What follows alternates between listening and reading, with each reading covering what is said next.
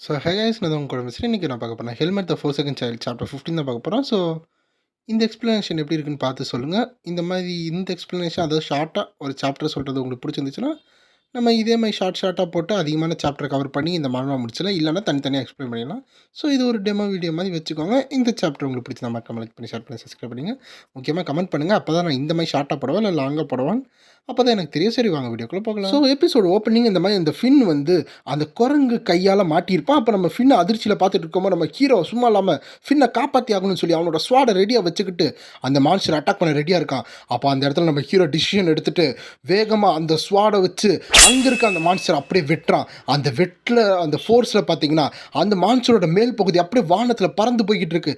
இதை பார்த்து இது அப்படியே ஃபின் வந்து பயத்தில் அப்படியே வியந்து பார்த்துக்கிட்டு இருக்கான். ஏன்னா இது எல்லாமே வந்து ஜஸ்ட் ஃப்ராக்ஷன் ஆஃப் செகண்டில் தான் நடந்திருக்கும். அப்போ அந்த டைம் அப்போ அது செத்து கீழே விழுவும்போது நம்ம ஃபின்னுக்கு அப்போ தான் வந்து திரும்பி கான்சியஸ் வருது. அப்படின்னு பார்க்கும்போது அப்போ அது பயந்து மூத்திருச்சு. ரொம்ப நன்றி ஹெல்மெட்டு. ஆமாம் நீ நல்லா இருக்கியா அப்படின்னு வந்து ஃபின் கேட்கும்போது நம்ம ஹீரோ அப்போ தான் வந்து அனலைஸ் பண்ணுறான். என்னது இது ஃபீலிங், எனக்கு என்ன நடக்குது அப்படின்னு ஹீரோ பார்த்துட்டு இருக்கான். அப்போ தான் அவனுக்கு புரியுது அவனோட விஷ் எனர்ஜி வந்து திரும்பி வந்துருச்சுன்னு. அதுவும் அன்கான்சியஸாக வந்திருக்கு. இதுக்கெல்லாம் வந்து ஃபின்னுக்கு தான் தேங்க்ஸ் சொல்லணும் நம்ம ஹீரோ சொல்லிட்டு இருக்கான். அந்த டைம் அப்போ மற்ற எல்லாரும் வந்து ஹீரோ அவனுக்கு எப்படி இருக்கு நல்லா இருக்கா அப்படின்னு கேட்கும்போது நம்ம ஹீரோவும் நல்லா இருக்கேன் அப்படின்னு சொல்லிட்டு இருக்காங்க. ஸோ ஸோ இதுக்கு நடுவில் வந்து அங்கே இருக்க டானியை வந்து நம்ம ஹீரோ பார்க்குறாங்க. நான் ஏதோ தப்பாக பார்த்த மாதிரி இருக்கேன் அப்படின்னு பார்க்கும்போது என்ன நடந்துச்சுன்னா நம்ம ஹீரோ அந்த விஷ் எனர்ஜியை லைட்டாக எடுக்கும்போது அது டானியை நோட்டீஸ் பண்ணியிருக்காங்க. ஸோ அது விஷ் எனர்ஜியா இல்லையா அப்படின்னு வந்து டானியாக்கு எக்கச்சக்கமான டவுட்டு. ஆனால் இல்லை நான் தப்பாக தான் பார்த்துருப்பேன் போல். ஹீரோ பையன் இவன் அப்படிலாம் கிடையாது, இவனுக்கு அவ்வளோ எனர்ஜிலாம் இல்லை அப்படின்னு வந்து டானியா வந்து ஒரு கன்க்ளூஷனுக்கு வராங்க. அப்புறம் கொஞ்சம் கழிச்சு பார்த்தா ஒரு நைட் டைமில் வந்து நம்ம ஹீரோ வந்து அவனோட விஷ் எனர்ஜியை வந்து உடம்பு ஃபுல்லாக சர்க்குலேட் பண்ணிகிட்டு இருக்கான். அப்படி சர்க்குலேட் பண்ணும்போது அவன் உடம்புல ஃபுல்லாக தெரியும் அந்த பர்பிள் எனர்ஜியெல்லாம் க்ளோ ஆகிட்டு இருக்கு.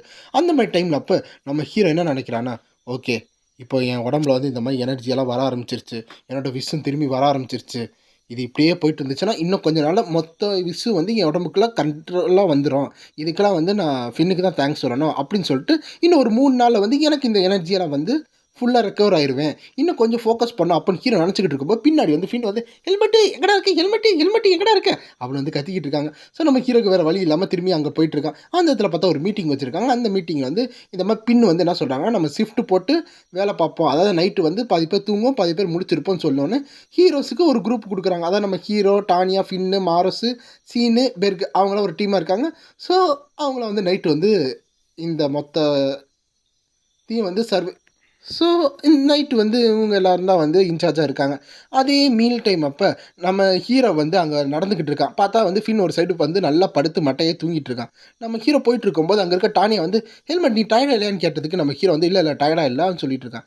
சரி இருந்தால் நீ கொஞ்சம் ரெஸ்ட் எடுனா, நாளைக்கு நம்மளுக்கு எக்கச்சக்கமான வேலை இருக்குது அப்படின்னு வந்து டானியா சொல்லிக்கிட்டு இருக்காங்க. நம்ம ஹீரோ அது எல்லாத்தையும் கேட்டுக்கிட்டு நம்ம ஹீரோ அப்படியே ஒரு இடத்த நோக்கி போயிட்டு இருக்கான். அப்போ என்ன நினைக்கிறான்னா, இந்த டீமானிக் பீஸ்டெல்லாம் வந்து நம்மளை நோட்டீஸ் பண்ணிக்கிட்டே இருக்கே அப்படின்னு நினச்சிக்கிட்டு இருக்கான். ஸோ அதெல்லாம் ஒரு சைடு ஓரமாக வச்சுக்கிட்டு போயிட்டு இருக்கும்போது அந்த ப்ளூ ஹேர்காரன் அதாவது வந்து கேபிள் வந்து இந்த மாதிரி பார்த்துக்கிட்டு இருக்கான் நம்ம ஹீரோ எங்கேயோ போகிறான்னு. மாட்டிக்கிட்டான் அப்படின்னு வந்து நம்ம ஹீரோவை அந்த கேபிள் வந்து நினச்சிக்கிட்டு இருக்கான். இன்றைக்கி ஒரு இறை கிடச்சிருச்சு, இவனை வச்சு இன்றைக்கி என்டர்டைன்மெண்ட் பண்ணலாம் அப்படின்னு வந்து கேபிள் நினச்சிக்கிட்டு இருக்கான். அந்த சைடு நம்ம ஹீரோ வந்து உட்காந்து ட்ரைனிங் பண்ணிக்கிட்டு இருக்கான். அவனோட விஷ் எனர்ஜி வந்து அதுக்குள்ளே போட்டு சர்க்குலேட் பண்ணிக்கிட்டு இருக்கான். இப்போ நான் கொஞ்சம் பெட்டர் ஆகிட்டேன், இதே மாதிரி போயிட்டு இருந்துச்சுன்னா நான் நாளைக்குள்ளே ரெக்கவர் ஆயிடுவேன் அப்படின்னு ஹீரோ வந்து நினச்சிக்கிட்டு இருக்கான். அப்போ அந்த இடத்துல நம்ம ஹீரோ வந்து ஏதோ சென்ஸ் பண்ணுறான்.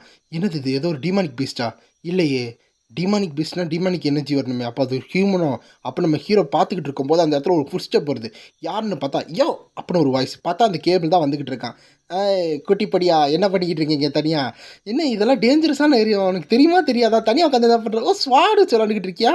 சரி எனக்கும் ஸ்வாடு தெரியும், 2 பேர் சண்டை போடுவோமா அப்படின்னு கேட்கும்போது நம்ம ஹீரோ நான் இன்ட்ரெஸ்ட் இல்லை, அங்கிட்டு போய் தொலை அப்படின்னு சொல்கிறான். என்னது போய் தொலையா?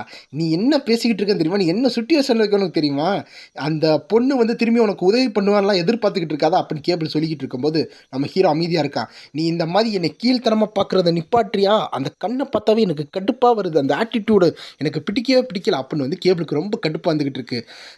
சரி நான் உனக்கு ஒரு லெசன் சொல்லித்தரேன், உன்னோட காலும் கை உடஞ்சதுக்கு நான் பொறுப்பு இல்லை, ஏன்னா இதுக்கெல்லாம் காரணம் நீ தான், உனக்கு ரெஸ்பெக்டும் இல்லை ஒன்றும் இல்லை அப்படின்னு கேபிள் சொல்லிட்டு இருக்கும்போது நம்ம ஹீரோ சிம்பிளாக வந்து நின்றுக்கிட்டு இருக்கான்.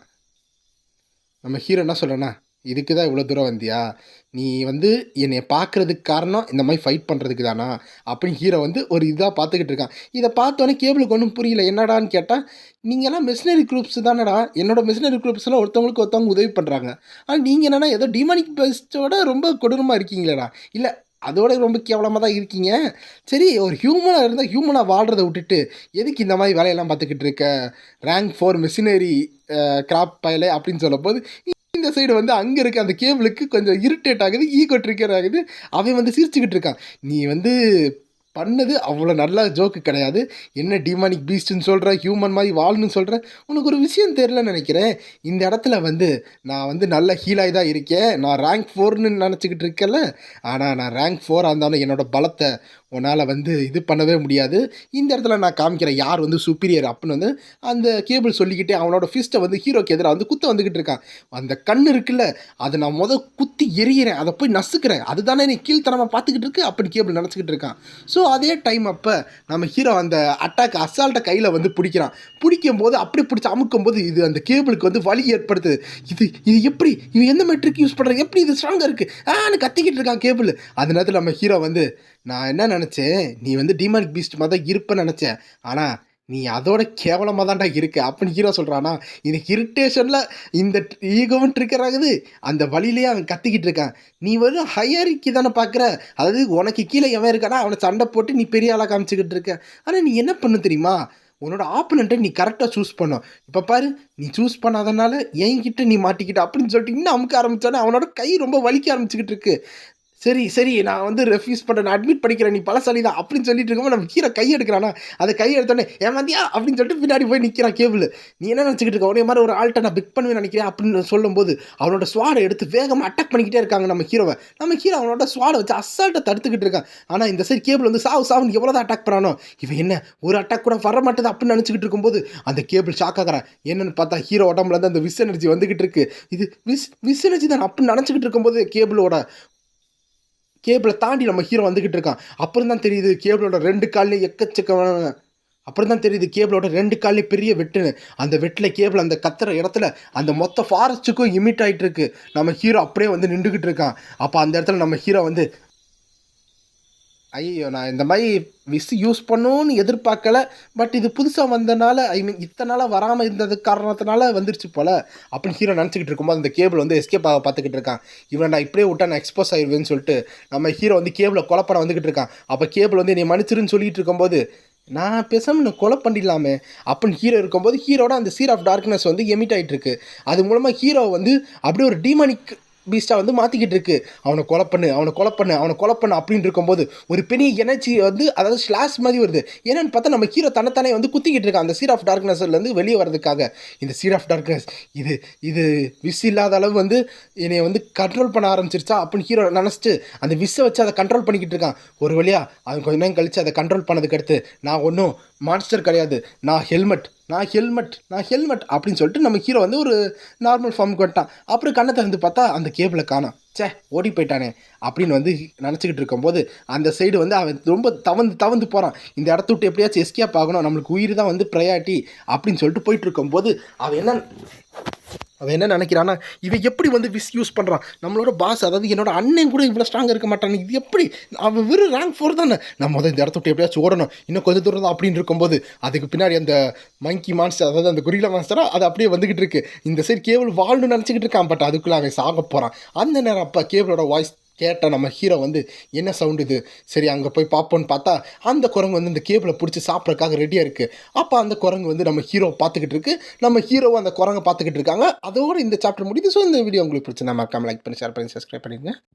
ஸோ நான் திரும்பி கேட்குறேன். இது ஒரு டெமோ தான். ஆ இந்த மாதிரி அதாவது அங்கே என்ன மெயின் கன்டென்ட்டோ இப்போ நம்ம ஹீரோ மெயினாக பேசுகிறானா, அப்புறம் ஏதாச்சும் ஒரு வில்லன் மெயினாக பேசுகிறானா, அதை மட்டும் எக்ஸ்பிளைன் பண்ணணும். இதுக்கு பின்னாடி பேக்ரவுண்ட் கேரக்டர் வந்து அவங்களுக்குள்ளலாம் பேசுவாங்க. அது வந்து கதைக்கு வந்து எந்த இதுவும் வராது, தொடர்பு வராது. சும்மா அங்கங்கே இந்த மாதிரி கேரக்டர்ஸ்லாம் இருக்காங்க, அவங்க இடையில பேசுகிறாங்க அப்படின்னு தான் வரும். ஸோ சொல்லுங்கள். இந்த மாதிரி பண்ணலான்னா, இந்த மாதிரி பண்ணுறதா இருந்தால் நான் டக்கு டக்குன்னு அதாவது ஈஸியா எக்ஸ்பிளைன் பண்ணிட்டு போயிடலாம். இல்லைன்னா, அதுன்னா நம்ம அதுக்கேத்த மாரி வாய்ஸ் அப்படிலாம் குடுக்கணும். அது போக சில பேர் என்ன சொல்றீங்கன்னா, "ப்ரோ நீங்க ஈஸியாவே எக்ஸ்பிளைன் பண்ணுங்க" அப்படின்னு சொல்றீங்க. ஸோ கமெண்ட் மட்டும் பண்ணுங்க. எனக்கு லைக்லாம் வேணாம். இந்த கமெண்ட் பண்ணி பண்ணுங்க, பண்ணல. அத மட்டும் சொல்லுங்க எனக்கு அது போதும். சரி பை கைஸ்.